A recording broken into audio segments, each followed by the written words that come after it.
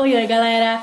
Pra você que tá me assistindo, calma aí que o vídeo já vai começar. Eu queria só dar um recadinho pra vocês. Esse vídeo, ele vai ser dividido em duas partes, porque eu ia gravar ele todo de uma vez só, mas ele ficou muito longo, então ele vai parar em uma parte, logo em seguida já vai ter a parte 2, então assistam as duas partes, tá bom?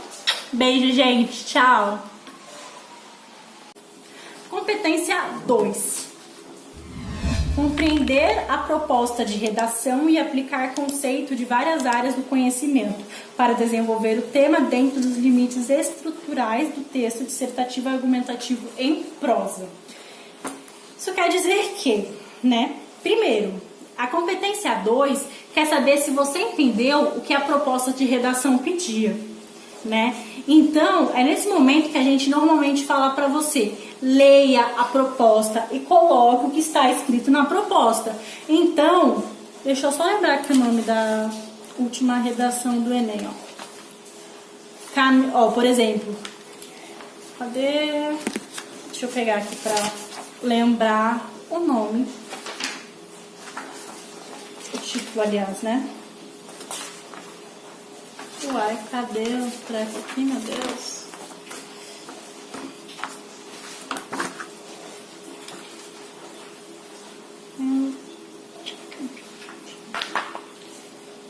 Tá aqui, deixa eu só abrir aqui a folha, porque tá complicado.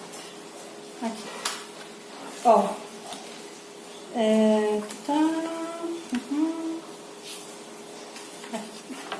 O texto do Enem 2017, por exemplo, desafios para a formação educacional dos surdos no Brasil. Desafios para a formação educacional dos surdos no Brasil. Se você não falar dos desafios que a formação educacional dos surdos no Brasil tem, você não compreendeu o tema. Giovana, e se eu falar da a educação dos surdos no Brasil, você falou de desafios? Não, tá errado. Se eu falar dos desafios, mas não falar dos surdos, tá errado. Gente, se são desafios, você tem que falar os desafios que a educação dos surdos tem no Brasil. Então, é importante que você escrevi a minha introdução. Eu vou voltar lá no tema e vou ver. Eu escrevi os desafios, escrevi risca. Eu escrevi da formação educacional dos surdos, escrevi risca. Eu escrevi colocando um contexto que é o Brasil, sim, risca. Então é importante, quando eu vou falar lá da questão da estrutura, que é da próxima videoaula, vocês vão entender isso melhor. Então é importante você compreender o tema, saber qual que é o tema, escrever sobre o tema que está pedindo e, além disso, relacionar outras áreas do conhecimento. Esse é o famoso repertório. Gente, repertório tem que ser usado. Giovana, como que eu vou usar repertório? Você pode usar um dado estatístico, por exemplo. Está usando a matemática. Você pode usar o pensamento de um filósofo. Você está usando a filosofia. Questão histórica. Normalmente as pessoas fazem alusão histórica na introdução da redação. Você está usando o pensamento de história. Eu já vi gente que usou química, que usou física, biologia, gente que usou português. Então, por exemplo, nessa questão educacional dos surdos no Brasil, quais repertórios que a gente poderia usar? Você poderia usar a questão da Grécia Antiga, que os deficientes eram considerados uma aberração e normalmente mortos. Mortos não sei se eles eram mortos, mas sei que eles sofriam preconceito. Você poderia falar da questão de Beethoven, que era surdo. Olha a artes, gente, quase ninguém usa artes na redação. Você poderia falar de Beethoven. O que mais você poderia falar? Você poderia falar da falta da questão da Libras, Libras tá falando de linguagens, Linguagens envolve ali toda uma parte, É uma área do conhecimento. Então, assim, você poderia falar de diversas áreas do conhecimento. Você poderia falar da parte biológica, talvez encaixar a diferença de surdo e deficiente auditivo.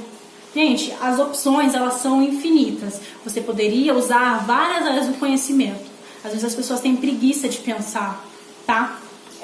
Então, basicamente, essa questão de entender o tema. Eu vou deixar aqui na edição do vídeo se os deficientes realmente eram surdos eram mortos na Grécia.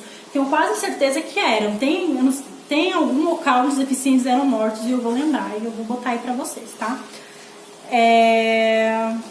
Cadê? Vocês conseguem perder o treco de vocês? Porque eu super consigo. Esse treco que eu chamo de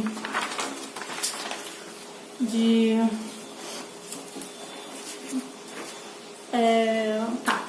Então, a gente tem aqui, né, dois tipos, né, que você tem que saber o que é tangenciar o tema e o que é dar fuga do tema. Então, eu vou dizer o que a cartilha está dizendo sobre. Ó, para evitar que seja atribuída nota 0 no seu texto por fuga do tema, é importante que desenvolva uma discussão dentro dos limites do tema definido pela proposta. Mencioná-lo apenas no título, por exemplo, ou deixá-lo subentendido, supondo que a banca irá saber sobre o que você está falando, não é suficiente. Por isso, muita atenção à abordagem do tema. Então, tangenciamento do tema. No Enem 2017, né, que é o dos surdos, foi configurado como tangenciamento do tema o encaminhamento que se tratou apenas de assuntos a ele relacionados, por exemplo, termos surdos e ou termos surdez.